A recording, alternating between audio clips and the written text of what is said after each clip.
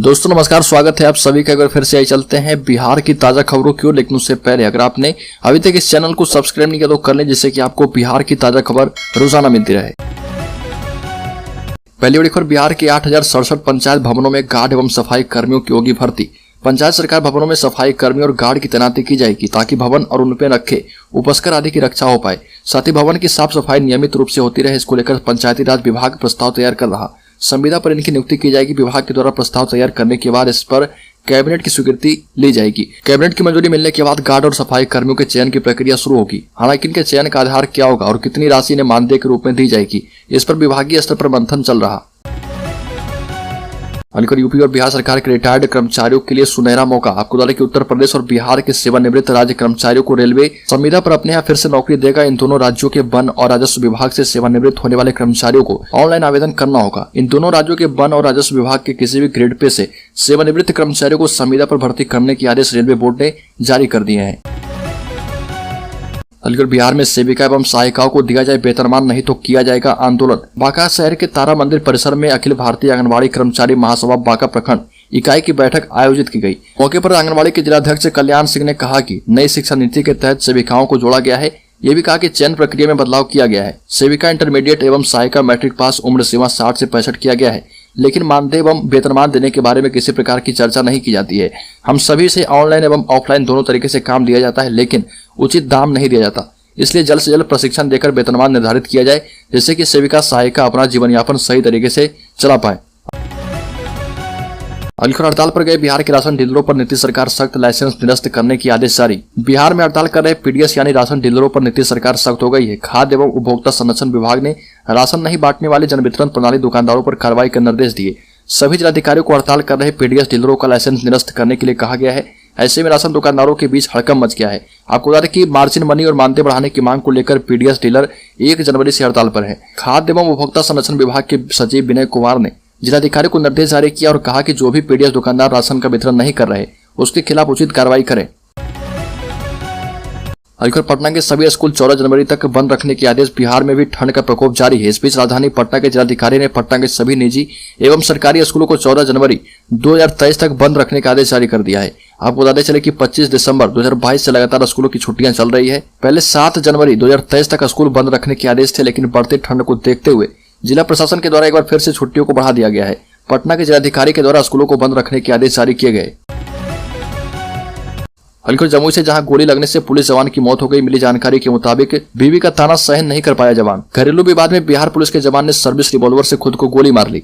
Police जवान Jamui town थाना में पोस्टेड था और फिलहाल घटना की जानकारी के बाद पुलिस मौके पर पहुंचकर मामले की जांच शुरू कर चुकी है। स्थानीय लोगों की माने तो पुलिस जवान और उसकी पत्नी के बीच आपस में झगड़ा होता रहता था और इसी वजह से पुलिसकर्मी ने इतना बड़ा आत्मघाती कदम उठाया। अगली खबर, प्रशांत किशोर ने नीतीश कुमार को घेरा, कहा कि जातीय जनगणना के जरिए समाज को बांटने की तैयारी है। बिहार में शुरू हुई जातीय जनगणना पर प्रशांत किशोर ने एक बार फिर से नीतीश कुमार को घेरा। मोतिहारी में मीडिया से बात करते हुए प्रशांत किशोर ने कहा कि ये तो समाज को जातीय गुट में बांटने की तैयारी है। जनता की आंख में धूल झोंकी जा रही। प्रशांत किशोर ने कहा कि आपको ये समझना चाहिए कि इस जनगणना के पीछे नियत क्या है। जनगणना के बाद आप उसका क्या करने वाले हैं। इस जनगणना का कोई वैधानिक आधार नहीं है। नीतीश सरकार राजनीति करने के लिए जनगणना करवा रही। कृषि प्रधान जिला रोहतास जिले में जिलाधिकारी धर्मेंद्र कुमार ने खाद की कालाबाजारी रोकने में लापरवाही बरतने वाले अधिकारी दुकानदार के खिलाफ कार्रवाई की। जिलाधिकारी ने कार्रवाई करते हुए रोहतास जिला कृषि अधिकारी के वेतन पर रोक लगा दी। कृषि प्रधान जिले रोहतास में रबी फसल में छिड़काव को लेकर किसान खाद के लिए मारे फिर रहे। आक्रोशित किसान लगातार खाद की कालाबाजारी के आरोप लगा रहे थे। इस बीच डीएम ने बड़ी कार्रवाई की।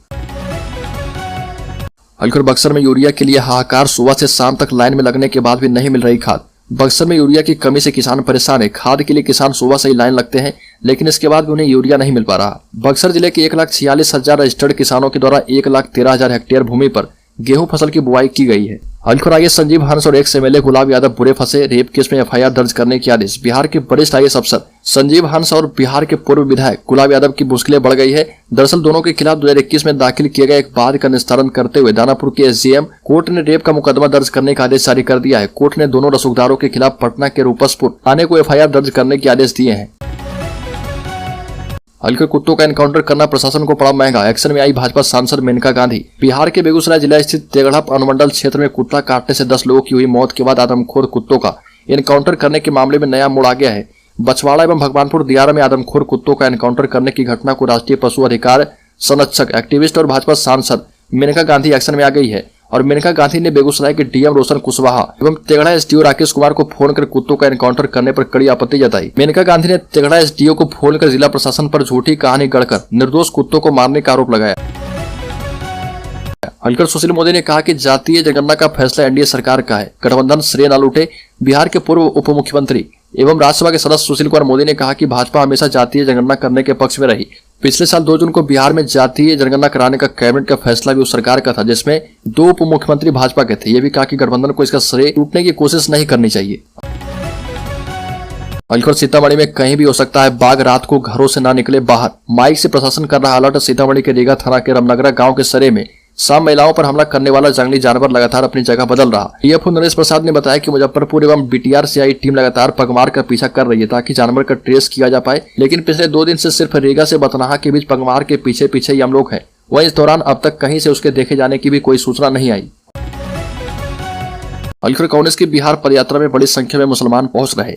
यात्रा के प्रथम दिन मंदार बांका में भी इनका अच्छा खासा जुटान हुआ और ये किसी पार्टी के लिए संकेत होना हो, लेकिन लालू प्रसाद यादव, तेजस्वी यादव की पार्टी राष्ट्रीय जनता दल के लिए बड़ा संकेत जरूर है। कांग्रेस को वर्ष 2024 और 2025 में होने वाले चुनाव के लिए यात्रा से अमृत मिल सकता है। मुसलमानों के वोट पर अधिकार की लड़ाई आरजेडी की किसी और से नहीं बल्कि कांग्रेस से होने वाली है और यह पिछले लोकसभा चुनाव और विधानसभा चुनाव के नतीजों से भी साफ हो चुका है। अलखर औरंगाबाद जिला मुख्यालय के दानी बिघा स्थित निर्माणाधीन बस स्टैंड का नामकरण पूर्व मंत्री रामविलास सिंह यादव के नाम पर करने का प्रस्ताव सर्वसम्मति से पारित किया गया।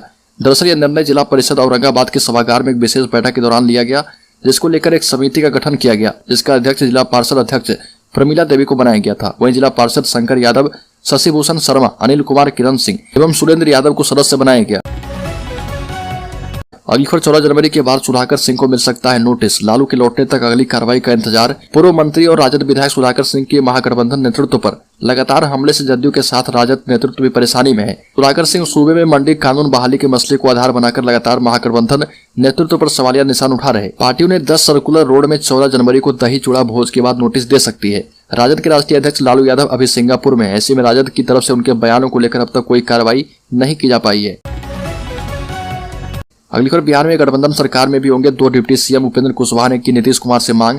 बिहार में जब एनडीए की सरकार थी तब बीजेपी कोटे में 2 डिप्टी सीएम की कुर्सी थी। आज नीतीश जी गठबंधन के मुख्यमंत्री और अभी एकमात्र तेजस्वी यादव डिप्टी सीएम है, यानी एक उप मुख्यमंत्री की कुर्सी खाली है। यह सवाल जब उपेंद्र कुशवाहा से पूछा गया तो उपेंद्र कुशवाहा का जवाब एक बड़ा इशारा कर गया और उन्होंने इस सवाल का जवाब देने के लिए नीतीश कुमार का नाम लेकर इशारों में बड़ी मांग कर दी। उपेंद्र कुशवाहा ने इस सवाल को खारिज नहीं किया और न ही टालते दिखे और कहा कि सरकार में किसको कहाँ रखा जाए, किसको नहीं रखा जाए, ये मुख्यमंत्री का निर्णय होता है और इस पर मुझे कुछ कहने की आवश्यकता नहीं है। अलखर, बिहार में बड़े सरकारी अस्पतालों में अकारण मरीजों को बड़े अस्पतालों में रेफर कर देने का खेल बरसों से चल रहा और इस परिपाटी पर नकेल कसने के लिए स्वास्थ्य विभाग की रेफरल पॉलिसी लागू हो गई है। उप मुख्यमंत्री सह स्वास्थ्य मंत्री तेजस्वी यादव ने पटना में एक कार्यक्रम में इसे औपचारिक रूप से जारी किया। इसके मुताबिक बिना रेफरल कार्ड के मरीजों को बड़े अस्पतालों में नहीं भेजा जा पाएगा। अब तक मरीजों को रेफर करते समय चिकित्सक किसी मानक का पालन नहीं करते थे। अस्पतालों में कार्यरत चिकित्सक पुर्जा पर ही रेफर लिखकर मरीज को चलता कर देते थे। उनका प्राथमिक उपचार भी नहीं किया जाता था। इस कारण स्थिति यह हो गई। प्राथमिक स्वास्थ्य केंद्र मरीजों का उपचार करने की बजाय केवल रेफर करने के लिए ही चर्चित हो गए। अलखर, वैशाली में एक पति ने जैकेट की डिमांड पूरा नहीं करने पर अपनी पत्नी की हत्या कर दी। मृतक का नाम रितिका कुमारी है, जो छपरा के मुफस्सिल थाना क्षेत्र के मंगाईडी गांव की रहने वाली थी। 8 महीने पूर्व रितिका की शादी वैशाली जिले के देसरी थाना क्षेत्र स्थित कालीचरण सिंह और बुलबुल सिंह के साथ हुई थी। मृतक के परिजनों का आरोप है कि शादी के बाद से दहेज की डिमांड पर रितिका को प्रताड़ित किया जा रहा था। परिजन के मुताबिक रितिका की हत्या के 2 दिन पहले जैकेट के लिए उसे प्रताड़ित किया गया था, जिसकी सूचना उसने अपनी मां को दी थी।